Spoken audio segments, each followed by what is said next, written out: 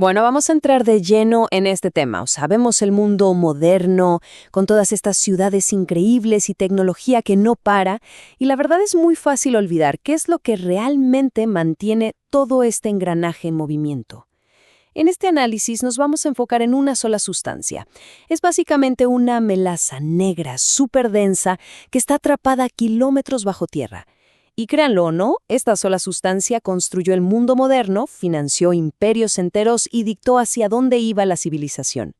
Pero claro, hoy en día ese mismo motor de progreso nos presenta unos desafíos que amenazan nuestra mismísima existencia. ¿Y qué sustancia es responsable de casi todo lo que tocamos, vestimos o comemos? Seguro la respuesta sorprende a más de uno. No es el agua ni el acero, es el petróleo. Cosas de todos los días como un simple cepillo de dientes, las llantas de los autos, el teclado de la computadora o hasta componentes de muchísimas medicinas modernas, todo eso existe puramente gracias a este líquido.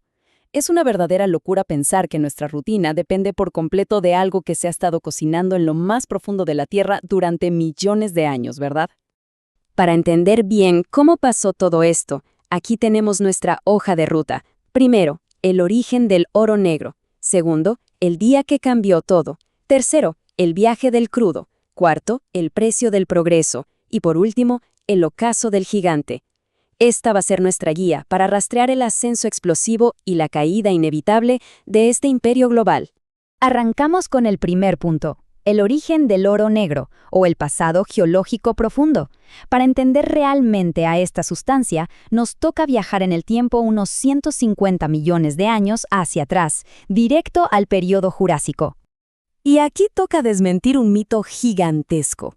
Todos hemos escuchado esa historia de que el petróleo viene de los restos de los dinosaurios, ¿no? Bueno, resulta que la realidad es mucho más microscópica, pero igual de fascinante. El verdadero origen son miles de millones de toneladas de plancton microscópico y algas marinas. Al morir, todo esto simplemente cayó, en total silencio, hasta el fondo de esos océanos antiquísimos. Entonces, ¿cómo se da esta transformación?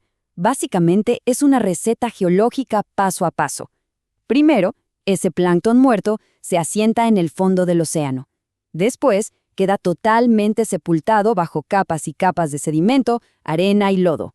Al hundirse cada vez más en la corteza terrestre, se topa con unas presiones aplastantes y un calor extremo. Imagínense, entre 60 y 120 grados centígrados.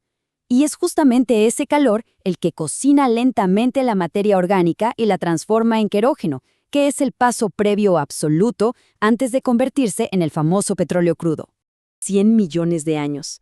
Es una cifra que casi ni nos cabe en la cabeza. A la Tierra le tomó todo este asombroso tiempo perfeccionar esta inmensa batería geológica. Saber esto nos da una perspectiva brutal del tiempo que realmente se necesita para crear el recurso más codiciado de todo el planeta. De hecho, el geólogo Alejandro Méndez resume esto de una manera increíble. Él señala un contraste que asusta un poco. Por un lado, tenemos energía solar concentrada, que tardó 100 millones de años en fabricarse bajo tierra. Y por el otro, vemos que la humanidad se habrá bebido literalmente la mitad de las reservas globales en apenas un siglo y medio. Es un choque tremendo entre millones de años de paciencia geológica y nuestro voraz apetito industrial. Pasemos al capítulo 2, el día que cambió todo. Dejamos atrás las eras geológicas y entramos de lleno en la historia moderna, al repentino nacimiento de una industria que alteró para siempre el poder global. Fíjense que, durante siglos, el petróleo que salía naturalmente a la superficie se usaba nomás para impermeabilizar barcos o como una medicina casera. Pero la historia nos cuenta que en 1859, en Titusville, Pensilvania, a un señor llamado Edwin Drake se le ocurrió una idea que todos pensaron que era un disparate: perforar la tierra para buscar petróleo, igualito que como se hacía con el agua.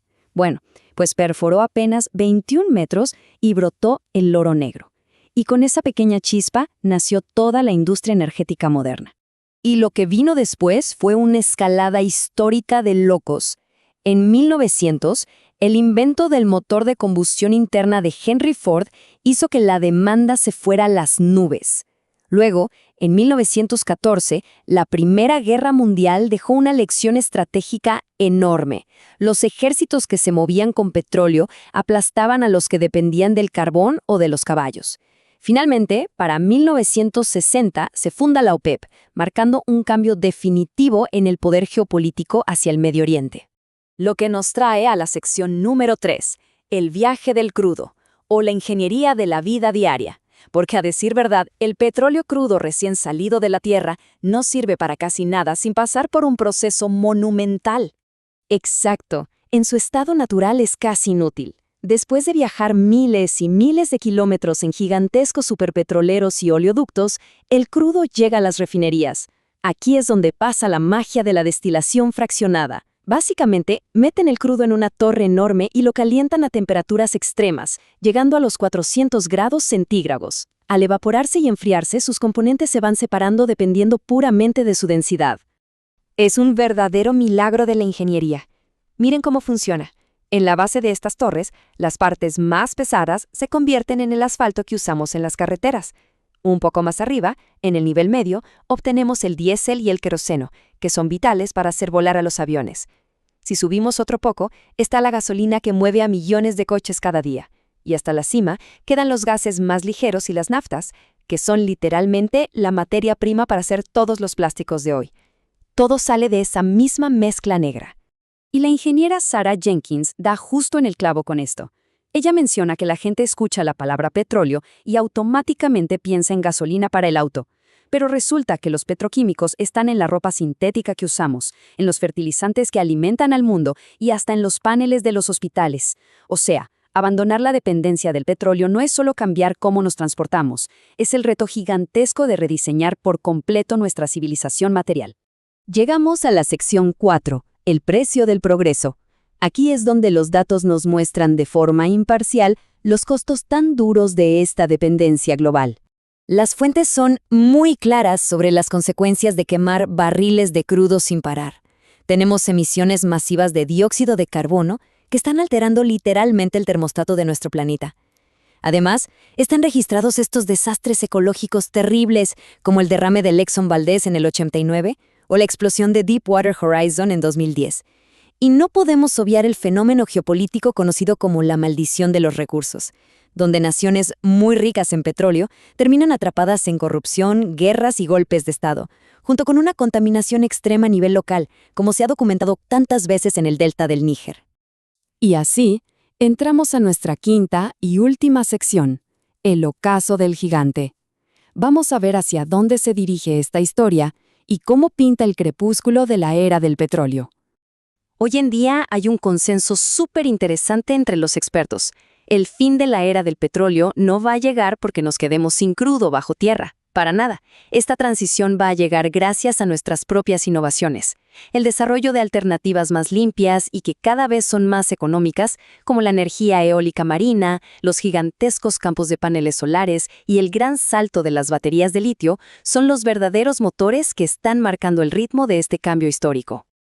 Para ponerlo en perspectiva, el doctor Alejandro Méndez tiene una analogía histórica que me parece brillante. Él dice que la edad de piedra no se acabó por falta de piedras, ¿verdad? Fue por tecnologías superiores. De la misma manera, la edad del petróleo va a terminar muchísimo antes de que logremos extraer la última gota de crudo del subsuelo. Es un recordatorio fascinante de cómo pasan realmente las grandes transiciones en la historia humana. Así que cerramos este análisis con una pregunta para llevarnos a casa. Está clarísimo que el petróleo fue el arquitecto del siglo XX, creando prosperidad increíble. Pero, ¿podrá la humanidad aprender a vivir sin él antes de que sea demasiado tarde? Nuestro futuro depende de nuestra capacidad para adaptarnos.